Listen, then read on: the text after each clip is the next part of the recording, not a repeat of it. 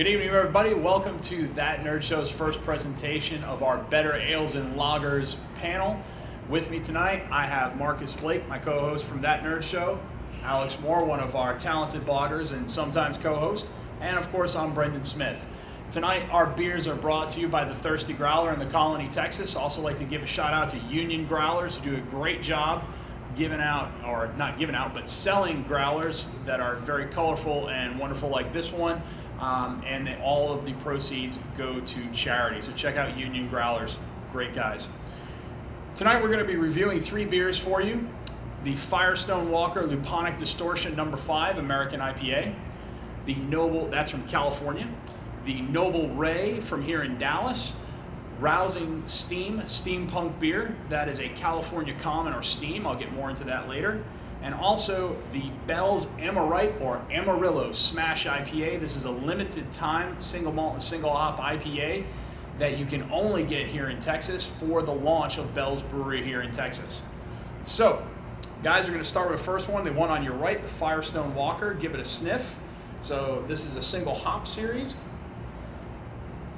It smells really good. It's going to be a little citrusy, a little piney, a little floral. Which is kind of what an IPA should be anyway. Well, an American style IPA, yes. An English style IPA is going to be much more earthy and much less hop forward. When we say hop forward, beers are hopped 3 times throughout the brewing process. They're hopped first at the beginning of the boil. That is to provide bittering. All beers are hopped at this point, at least somewhat, because otherwise, if you didn't bitter the beer, you'd be drinking syrup. Okay, so you have to bitter it somewhat. Next, in the middle, you are hopping for flavor, and at the end you're hopping for aroma. Most British IPAs are only hopped for bittering and maybe a little bit for flavor, but not aroma. American IPAs are very heavy on the flavor and aroma process. So this one is very light, very crisp. It's very easy drinking for an IPA. It doesn't have a very strong bite. What do you guys think? I definitely like it. It's not over bittery and everything. And like you did talk about, with American style, from a hop standpoint, yes, I definitely taste it's floral, but I do taste a little bit, a hint of mint to it as well. I like it. I'm not a huge IPA person. I'm a fan of hoppy beers, so to me it's pretty hoppy and I like that. And certainly the citrus note, smelling it. And almost a bit of a sour aftertaste for me, which I like. I like sour ales. So. Well, and I do want to point out, because we brew our own beer and been learning the process over the years. This is the biggest education you really will get past using kits and whether you go to all grain and all that, is knowing what hops to use and how they cross over from ales to stouts and what works and what doesn't work throughout the process. So there's different kinds of hops that you can use if you're a home brewer to make an IPA to give you that floral minty stuff. Now, do you know what the hops is on this? I'd have to double check. I looked real quick, and they said it was 2 or 3 different hops, I believe, but I didn't get a chance to look. But I do like the Luponic Distortion series from Firestone Walker. They do a great job of changing it up every time, but still keeping it a very light, crisp, drinkable IPA. Right. Granted, there are some times you want a double imperial or triple IPA, but some of those beers are work to drink. One example is the Founders Devil Dancer. It's a 12% triple IPA, triple malt, triple hops, fantastic flavor. But god damn, after 8 ounces of that, you feel like you've had 2 loaves of bread. So, it's fantastic beer, don't get me wrong, but it's work to get through. This is easy drinking, good summertime IPA. Really like it. Well, and the other thing too is you're not going to lose all the taste as it starts to warm up. No, and actually more flavors will come out. So it's really nice. It's not like with cheap American lagers where they're like, drink it as cold as the Rockies, because if it warms up, you'll find out how bad it tastes. Again, for home brewers and people that love craft beer, I think it's important to realize that a good beer is something that can warm up to warm temperature and it's not nasty. Yeah, And we're not talking, you're not going to drink beer at 85 degrees. But No. if you pour it at 40 and it gets up to 55, 60, Right. it should still taste good. If you're sipping this beer over 30 minutes to an hour, you still want to be able to have all of the flavors. Yeah, as a matter of fact, your last sip, your last sip should have more flavor than your first when that last ship has sailed, so to speak. Good recovery. Anyway. Hey, this is live, so if we mess up, this is the way it goes, and we're not editing. drinking. Right, and we're not editing this later. So, if you want to take a quick sip of water here, we'll go on to the next beer. Oh, we were supposed to drink water? Damn, I knew I missed a step. I brought you. I so badly want to use the line from Sideways. Are you chewing gum? I Not drink drinking water. Merlot. Ironically, we do serve, or the red we serve at the Thirsty Growler is a Merlot. Thank you, times 10 sellers in Dallas. Anyway, so the next one we're getting on to is from Noble Ray. It's the Steampunk Rousing Steam. And there's a reason why they use steam twice in the name. This is called a California Common. Now, a California Common were colloquially known as steam beers for a very long time. They cannot be called steam beers anymore because Anchor Steam has trademarked the name. And while some people go, wow, that's kind of a douche move, not really, because in the 1960s when Anchor Steam started, and in the 1970s when they were bought out and really started going, they were the only steam beer being brewed in the United States. And it's a very important style of beer because it is widely considered throughout Europe to be the most flavorful, original American style. And what it is the antithesis of the German alt beer. A German alt beer is a ale yeast that has been lagered, because what do the Germans do? They make lagers. This is a lager yeast which has been aled, and that is to say it's a lager yeast, what we call bottom fermenting yeast. They ferment at colder temperatures. Well, ales are fermented at warmer temperatures, so they took a cold fermenting yeast and they fermented at warmer temperatures. Well, why do they do that? Well, because they were working on the bloody railroads and they didn't have refrigerators in the 1840s. So they didn't have the opportunity to refrigerate their beer to lager it. What resulted was the California Common. What you get is a very caramely, very nutty-based beer, which is easily drank. Usually comes in at about between 5 to 6%, and it is just wonderful, flavorful beer. And it goes down real easy and extremely drinkable.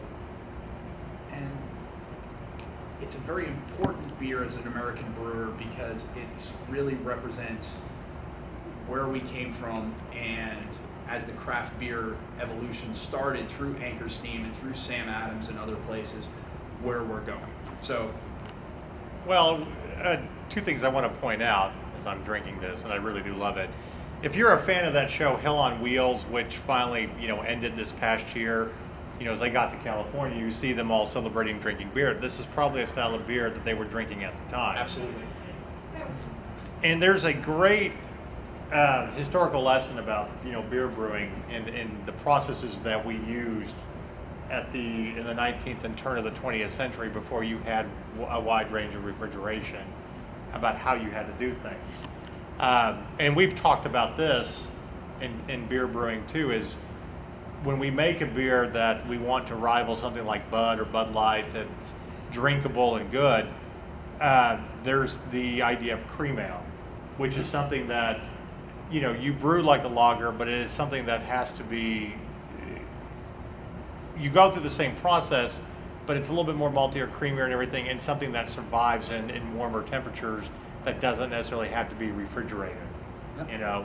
So a lot of those kinds of things we are turning into craft beers because we've watered down too many beers that rely on have to be very cold.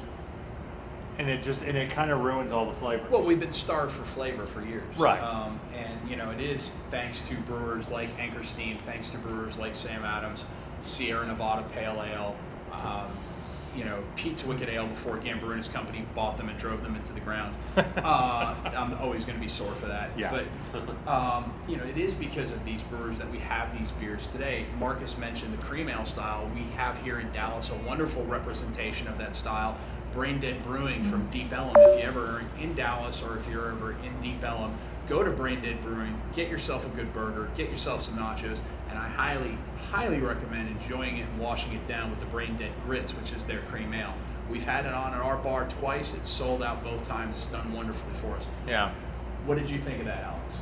Well, the thing I always like about ales is sort of that, it's kind of what I would describe as kind of a warm, kind of salty finish. And so, kind of the same deal with this. Not as strong of a note from the previous beer, and for some reason I'm more drawn to the first one we had. But well, the first one's gonna be more hoppy. You said you like hoppier beers. No, but I enjoy good ale from time to time, especially like a Belgian ale for some reason. That's what I enjoy.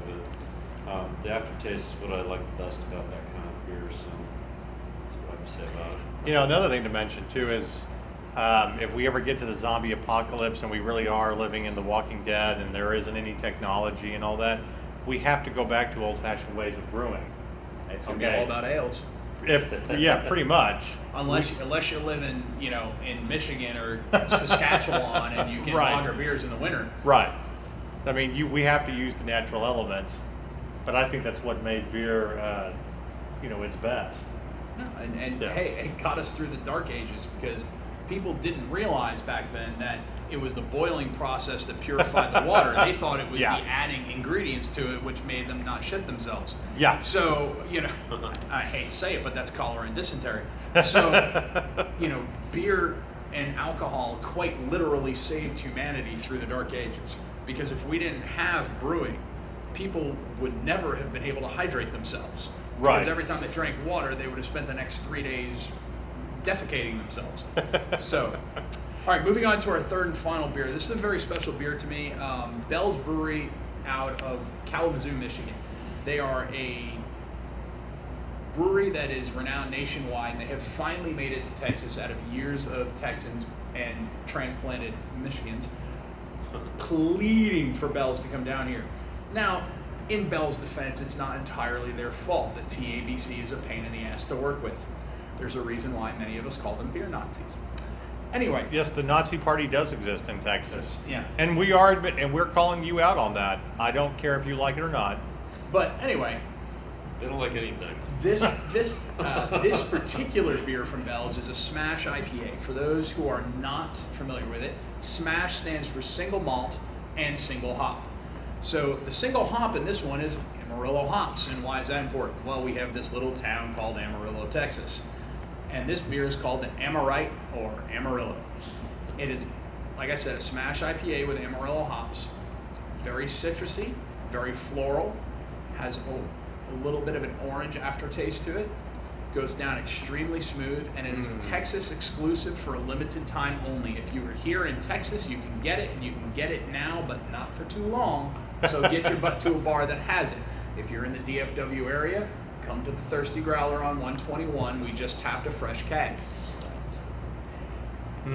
Yeah, this does go down way too easy. I really do love Amarillo hops. There's another great beer in the Dallas area, which I haven't given Alex this one yet. He just tasted it, and yeah, the reaction was priceless. So there's another great brewery that uses Amarillo hops as one of their beers here in the Pensacola of the Velvet Hammer. That's the main hops that they're using on top of the other 5 hops that are going in there. And it's the one that, it's their flagship beer. Right. The Velvet Hammer, it goes down like velvet, it hits you like a hammer. That's the thing about hops is it really brings out the flavors of everything. It's not overbearing. It's just spicy, floral. It's such a great hops to use. What I love about this beer, and I'll put it this to you, what do you think the ABV is on this, guys?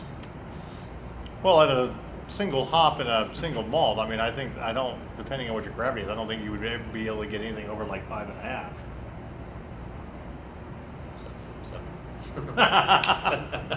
Hit the nail on the head. 7.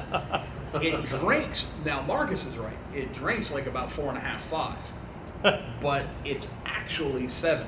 This is a damn dangerous beer because it's. Yeah, we might have to get some pizza after this. This is extremely smooth and kind of similar to the first one, but that one to me seemed more citrusy, and this one seems more floral. I think maybe that's why Floor with a little bit more malt, The because bite Yeah. is not quite as severe. I think you're going to have now with this one, with the Luponic Distortion, they publish both the ABV and the IBUs. For those of you watching who don't know, IBU stands for International Bittering Unit. What that comes from is, remember when I talked about the 3 stages of hops earlier? When you are hopping at the very beginning of the boil for bittering, there is a acid that is created as a byproduct of that process, and we measure that acid in terms of international bittering units. The higher the number, the more bitter the beer.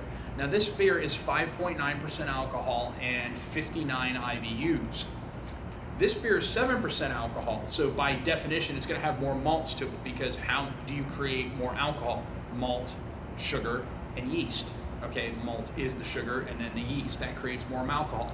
So because this is a higher alcohol beer, it's got more malt than this.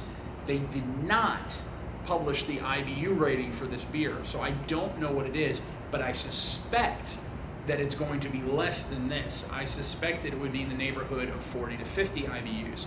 So you would have a higher alcohol to IBU concentration in this beer than you would in this beer, which is why you're going to have a little bit more malty, a little bit more smoother finish. But guys, that's pretty much all we have for tonight. Just wanted to thank you all for joining us, whoever tuned in and whoever's going to watch it later. We're broadcasting live from All-Con. We're going to be here all 4 days for the con. It's a fun con. It's a local little hotel con. It's not expensive, and there are a lot of cool people come out. So please come out and join us. If you have any questions for me, please hit me up through Facebook or Twitter. You can reach me at NerdShowSmitty. You can also reach Marcus at... Thanks, Marcus. The beer is way too good. You can hit me up at Marcus Blake Twitter, just Marcus Blake, one word. And Alex? Alamo James at Twitter. Thank you very much, guys. Have a wonderful night. Drink more beer. Sláinte.